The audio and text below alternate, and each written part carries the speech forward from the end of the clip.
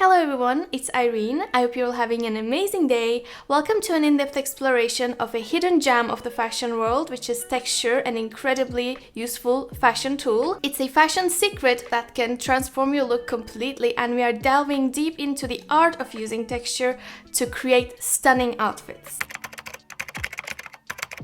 To truly understand texture, let's start by breaking down the three main categories of it, which are textured, neutral, and smooth fabrics. When it comes to textured fabrics, it's all about the touch. When we touch it, we know we're going to get a lot of sensory input, a grainy hand feel. They might have beautiful motifs and intricate details, and usually a fuzzy or at least non-smooth surface that has a matte look unless it includes some sort of metallic sheen fibers in it as well. Now let's think of some examples to explain this better. I will read you the examples I wrote on the list on my phone. So let's start with tweed, which is the first example that comes to my mind when I think of textured fabrics, because it can have a lot of that hand feel and sometimes even includes some metallic fibers, which gives an even more intricate look. A second example can be brocade. When I think of brocade, I think of those 18th century homes with the upholstered chairs. It has a lot of motifs and details on it, and it adds a lot of texture. Another example is corduroy with this beautiful hand feel, velvet, and textured knits, especially cable knits with those intricate patterns. Even the one I'm wearing right now can be considered as a very textured fabric. Sequins, I think, can be considered to be a very textured fabric. And fringes, fluffy lace and tulle, especially if it's layered into, some sort of puffy sleeves or something. Distressed denim, denim can be a neutral fabric, but in this case, if it's distressed, it's definitely very textured. Faux fur and suede, I think, can be considered as a textured fabric if we compare it to smooth leather. Smooth fabrics look luxurious and romantic, and they have that almost liquid, beautiful sheen and luster as opposed to the fluffy, matte, grainy look of textured fabrics. Satin, metallic fabrics, crepe, and vegan leather can be examples of this. They have this luxurious, romantic look with a little bit of sheen.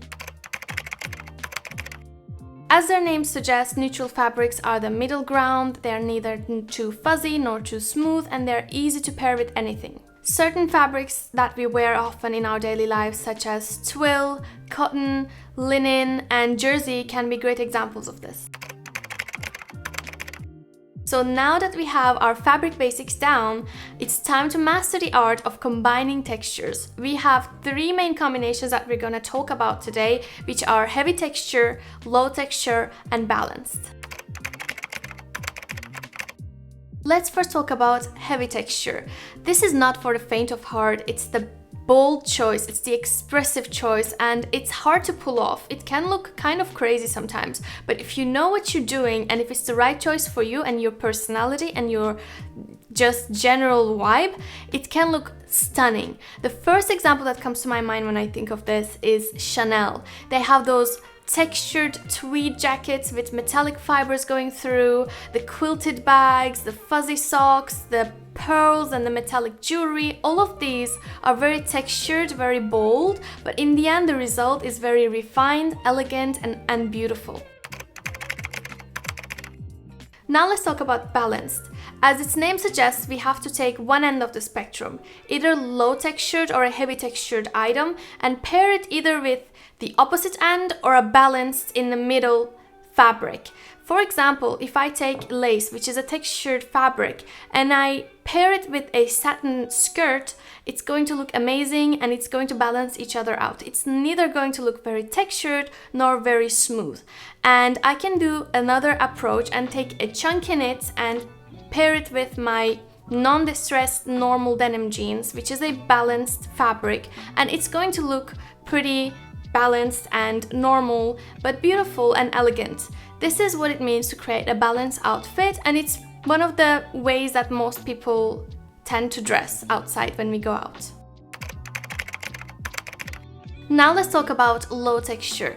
Low texture is for the lovers of minimalist, sleek yet elegant outfits.